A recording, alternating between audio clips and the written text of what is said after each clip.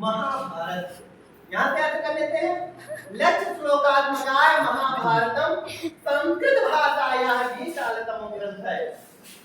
तो 1,00,000 श्लोकों वाला महाभारत संस्कृत भाषा का सबसे विशालतम ग्रंथ है। इतना समझ में आया? फिर आगे दिया है अस्मिन् ग्रंथे अष्टादश पर्वाणि सन्ति। अस्मिन् का मतलब इस, ग्रंथे का मतलब हाँ, ग्रंथे में कौन सी विभक्ति? सप्तमी विभक्ति एक वचन, अधिकरण कारक है जिसकी पहचान क्या है? में, पय, पर। तो अस्मिन् ग्रंथे, अस्मिन् का मतलब इस, ग्रंथे का मतलब ग्रंथ में, अष्टादश, अष्ट का मतलब और 10 का मतलब, तो 8 और 10 कितना होगा? 18। हाँ, तो अष्टादश का मतलब होता है 18। पर्वाणि का मतलब पर्व, संत का मतलब है। तो इस ग्रंथ में 18 पर्व है। महाभारत जो है वह पर्वों में बटा हुआ है। और महाभारत में कुल कितने पर्व हैं? अस्मिन् ग्रंथे अष्टादश पर्वाणि सन्ति। इस ग्रंथ में 18 पर्व हैं। पहला पर्व है आदि पर्व और आखिरी पर्व है स्वर्गारोहण। स्वर्गारोहण। तो यही 2 पर्व पूछता है, लेकिन तुम लोगों में नहीं पूछेगा। जब भी पूछता है तो पूछता है कि महाभारत का प्रथम पर्व कौन सा है? तो आदि पर्व और अंतिम पर्व स्वर्गारोहण। ठीक है? हाँ, यह प्रश्न पूछता है तुम लोगों में कि महाभारत किसकी रचना है? वेद व्यास। संस्कृत भाषा का सबसे विशालतम ग्रंथ कौन सा है? महाभारत में कुल कितने पर्व हैं? 18। महाभारत में कुल कितने श्लोक हैं? 100। या पूछ लेगा कि 1,00,000 श्लोकों वाला ग्रंथ कौन सा है? महाभारत। आ जाएगा? Yes sir. फिर इसके आगे दिया है तेषु वन पर्वम अन्यतमम। तेषु मतलब उनमें, वन पर्वम मतलब वन पर्व, अन्यतम मतलब एक है। अर्थात उन 18 पर्वों में एक पर्व क्या है? वन पर्व है। तो इतना समझ में आया कि तेषु वन पर्वम अन्यतमम, उसमें वन पर्व अन्यतम है या एक है। तत्र पांडवाः वने विचरन्। तत्र मतलब वहां पर, अर्थात उस पर्व में। किस पर्व में? वन पर्व में। तत्र पांडवाः, उस पर्व में। पांडवाः मतलब पांडव लोग। केवल एक पांडव की बात नहीं हो रही, पांडव ढेर सारे नहीं। पांडव 5 थे और कौरव 100 भाई। भीम, अर्जुन, नकुल, सहदेव। भीम, अर्जुन, नकुल, सहदेव और युधिष्ठिर, यह 5 जो है भाई थे। और कौरव जो था वह 100 भाई था। इन्हीं दोनों में महाभारत का युद्ध हुआ था। दुनिया का सबसे बड़ा युद्ध। पांडव। तत्र पांडवाः वने विचरन्। उस समय पांडव लोग क्या करते हैं? वन में विचरण करते हैं, या जंगल में विचरण करते हैं, या जंगल में घूमते रहते हैं। एकदा ते एकम सरोवरम गताः। एकदा मतलब एक बार, ते का मतलब वे लोग, एकम मतलब एक, सरोवरम मतलब सरोवर के पास या तालाब के पास, गताः मतलब गए। एक बार वे लोग एक सरोवर के पास गए। तस्य स्वामी यच्छः आसीत्। उसका स्वामी कौन था? यच्छ मतलब यच्छ, आसीत् मतलब था। उसका स्वामी कौन था? यच्छ था। यच्छ एक देव योनि मानी जाती है। यह लोग देवता के अंतर्गत की कोटि में माने जाते हैं। इनके अंदर उड़ने की सामर्थ्य रहती है, गायब होने की सामर्थ्य रहती है, इसलिए यह देव योनि के माने जाते हैं। तो उस सरोवर का मालिक एक यक्ष था। क्या एक सरोवरात और जो लोग उस सरोवर से सरोवरात में कौन सी विभक्ति है?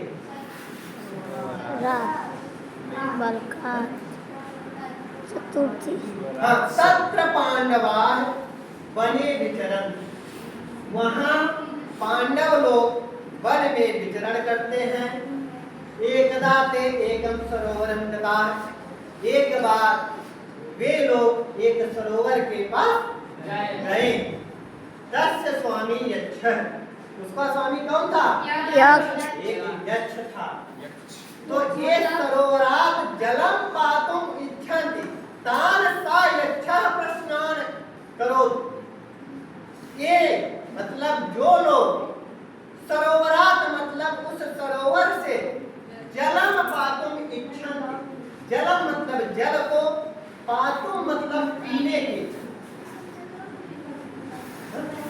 पा धातु में जब हम तुमुन प्रत्यय लगाएंगे तो बनेगा पातुम, और तुमुन प्रत्यय जो है वह के लिए के अर्थ में होता है। तो जैसे पातुम का मतलब पीने के लिए, गंतुम का मतलब जाने के लिए, पठितुम का मतलब पढ़ने के लिए, हसितुम का मतलब हंसने के लिए।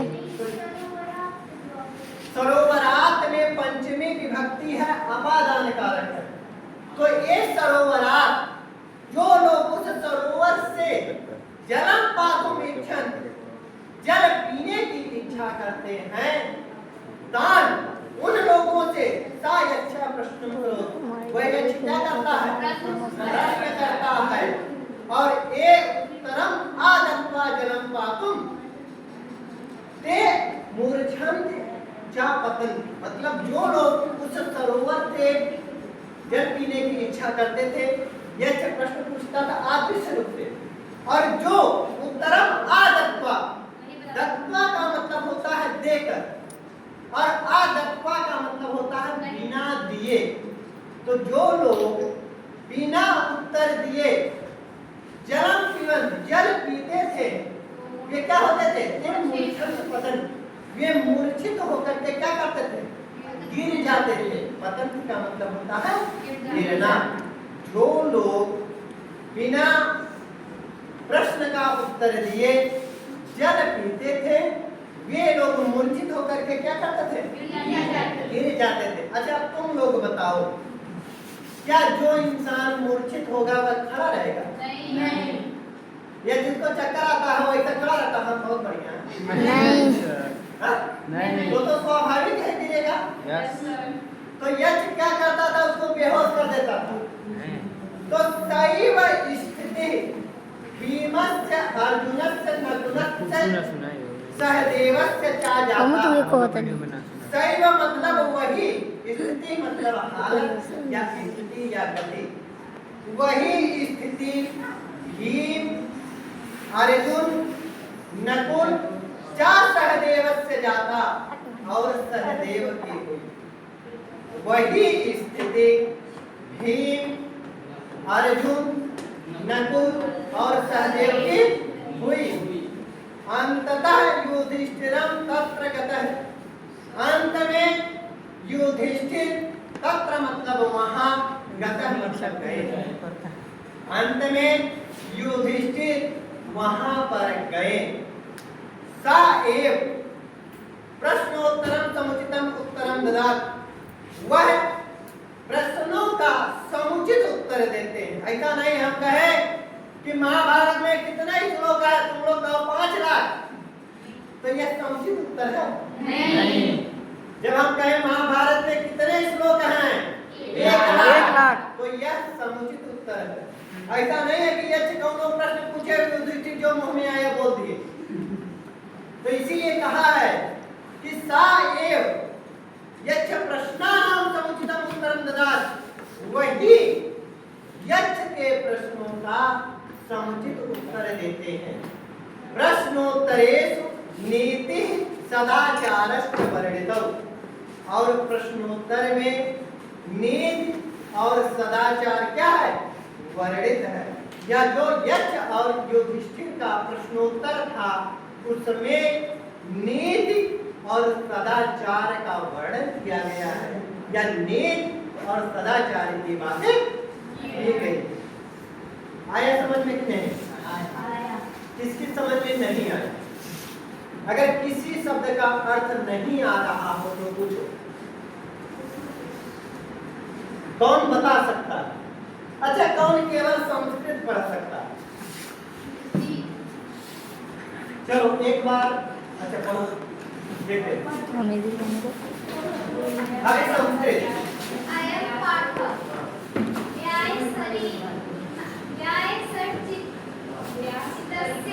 महाभारतस्य वनपर्वणः अध्याय 313 संहिता महाभारतं संस्कृतभाषायाः विशालतमो ग्रन्थः लक्षश्लोकात्मकः।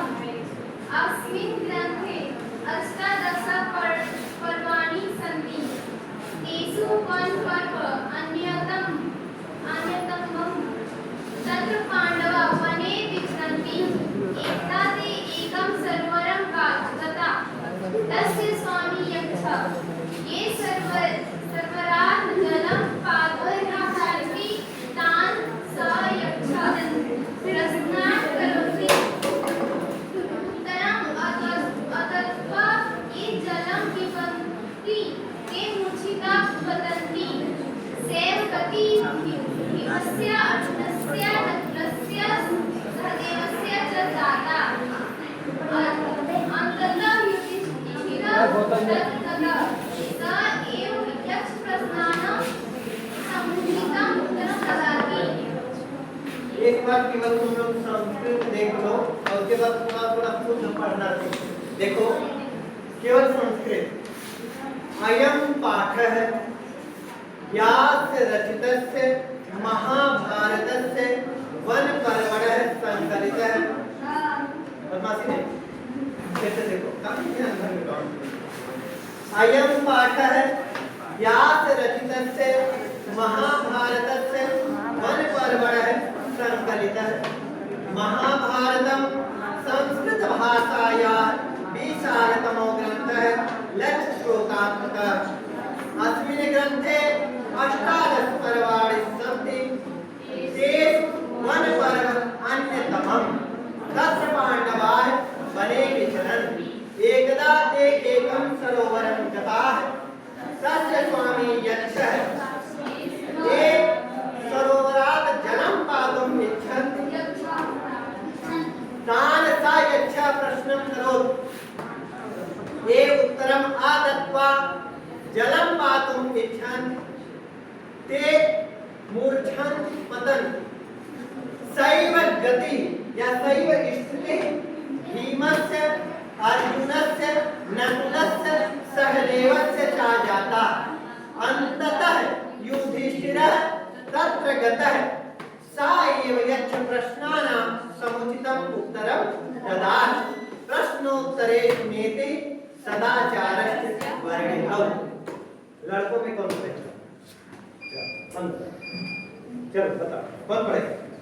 पहले कौन पढ़ेगा? चलो पढ़ो आयुष को। आयुष के बाद में पढ़ेगा। गलत किए तो तुमको आउट से माउट।